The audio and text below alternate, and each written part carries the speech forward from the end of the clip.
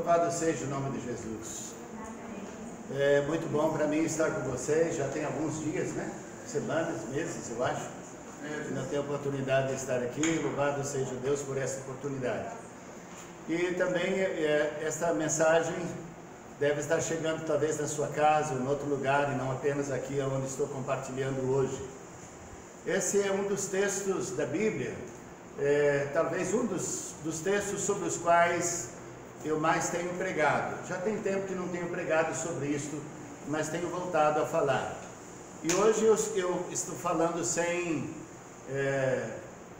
anotações e também sem o microfone, mas está sendo gravado. Você em casa, que sem dúvida vai estar podendo ouvir, e eu espero que os daqui também tenham atenção para ouvir bastante e para ouvir no Espírito, não só na mente, mas também no Espírito.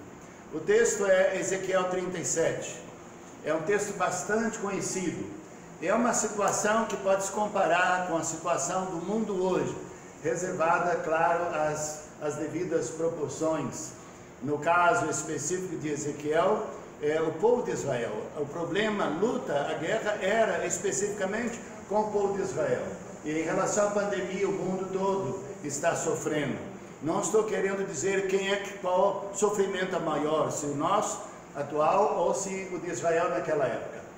Mas eu gostaria que você pensasse comigo sobre algumas lições que nós podemos aprender aqui. Eu irei ler o texto, ler o texto de Ezequiel 37, e então quero que você tenha em mente quais lições nós podemos aprender nesse texto para dias como este que nós estamos vivendo.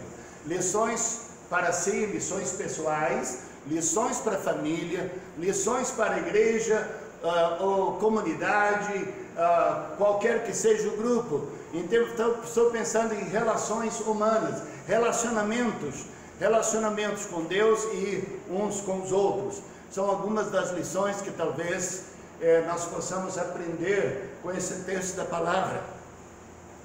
Tanto os de casa quanto os daqui, por favor. Por acaso as minhas emoções não se firmarem bastante, não deixe que isso atrapalhe. Estejam atentos não para as minhas emoções, mas estejam atentos para a palavra. Este momento é especial. Então dá para ficar em pé, mesmo você em casa, se quiser, se abriu também a sua Bíblia e quiser ficar, pode também. Ezequiel 37, a partir do versículo 1. Veio sobre mim a mão do Senhor, Ele me levou pelo Espírito do Senhor e me deixou no meio de um vale que estava cheio de ossos, e me fez andar ao redor deles. Eram muito numerosos na superfície do vale e estavam sequíssimos. Então me perguntou: filho do homem, acaso poderão reviver estes ossos? Respondi: Senhor Deus, tu o sabes. Disse-me ele: profetiza a estes ossos e diz-lhes: ossos secos, ouvi a palavra do Senhor. Assim diz o Senhor Deus a estes ossos: eis que farei entrar o Espírito em vós e vivereis. Porei tendões sobre vós, farei crescer carne sobre vós estenderei pele, e porei em vós o Espírito e vivereis, e sabereis que eu sou o Senhor. Então profetizei, segundo me fora ordenado. Enquanto eu profetizava, houve um ruído, um barulho de ossos que batiam contra ossos e se ajuntavam, cada osso ao seu osso. Olhei, e eis que haviam tendões sobre eles, e cresceram as carnes, e estendeu a pele sobre eles, mas não havia neles o Espírito. Então ele me disse: profetiza ao Espírito, profetiza ao Filho do Homem, e diz-lhe: assim diz o Senhor Deus, vem dos quatro ventos, ó Espírito, e assopra sobre esses mortos para que vivam. Profetizei como ele me ordenara, e o Espírito entrou neles, e viveram, e se puseram em pé um exército sobre modo numeroso. Então me disse: filho do homem, estes ossos são toda a casa de Israel. Eis que dizem: os nossos ossos se secaram e pereceu a nossa esperança, estamos de todos exterminados. Portanto, profetiza e diz-lhes: assim diz o Senhor Deus: eis que abrirei a vossa sepultura e vos farei sair dela, ó povo meu, e vos trarei à terra de Israel. Sabereis que eu sou o Senhor, quando eu abrir a vossa sepultura e vos fazer sair dela, ó povo meu. Porei em vós o meu espírito e vivereis, e vos estabelecerei na vossa própria terra. Então sabereis que eu, o Senhor, disse isto e o fiz, diz o Senhor. Que Deus, na sua bondade e misericórdia, nos abençoe através dessa palavra. Pode assentar. Eu gostaria de primeiro a gente só relembrar. Eu sei que a maioria de vocês que me escutam conhece muito bem a história, mas relembrar a situação. Israel estava num momento especial, já há tantos anos, tantos séculos tinha saído do cativeiro do Egito, da escravidão do Egito, mas esqueceram que Deus havia dito, as pessoas haviam esquecido, parece que na Israel, até mesmo como nação, havia esquecido o que Deus disse: se forem rebeldes, se desobedecer a minha palavra, então perderão a terra, serão levados para as nações como cativos novamente. E infelizmente a rebelião fez com que isso acontecesse. Mas veja o estado em que se encontrava. Ezequiel, por exemplo, o profeta Ezequiel estava sendo preparado para ser sacerdote. Era uma pessoa importante, era um jovem importante, mas aos 25 anos de idade, então é levado para o cativeiro, juntamente com Israel. E não só isso, muitos líderes foram levados para a Babilônia, foram levados, e muitas pessoas da liderança que foram levados pelo exército da Babilônia. Quando chegaram, o rei da Babilônia os matou. O rei de Israel teve os seus olhos vazados e foi levado com 2 correntes, mas também assassinado. Os filhos do rei foram assassinados diante dele, diante dos olhos dele. Então imagina que tal situação. E não sabemos quantos anos se passa desde que haviam chegado. Muitos estavam revoltados, muitos estavam decepcionados, porque eles vieram, naquele momento as pessoas vinham em nome dos seus deuses, em nome da sua religião, e agora o povo de Israel é levado para o cativeiro, e está lá, e tamanho o sofrimento, que havia uma revolta da Babilônia, por causa de alguma coisa que que Judá especialmente havia praticado. E agora, então, nessa situação, e muitos debandaram, muitos perderam a fé. Nós também nessa pandemia, você e eu estamos sujeitos a culpar Deus. Como é que será que estava aquele povo ali?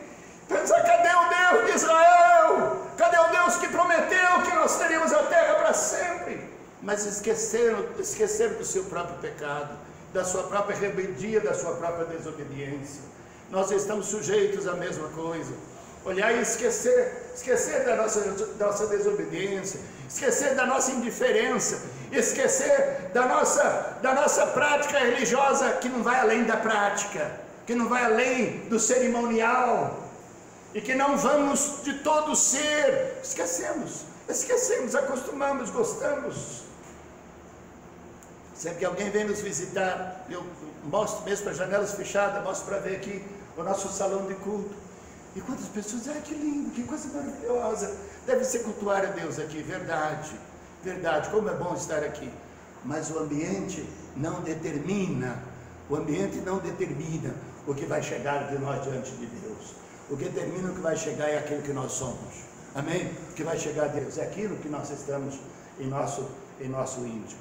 Então, voltando lá para a situação ali de Israel, pensando no profeta Ezequiel, ele podia também ter sido levado, ele podia também se deixar levar e perder a sua fidelidade, teria muito para justificar, mas ele permanece fiel, o profeta permanece fiel.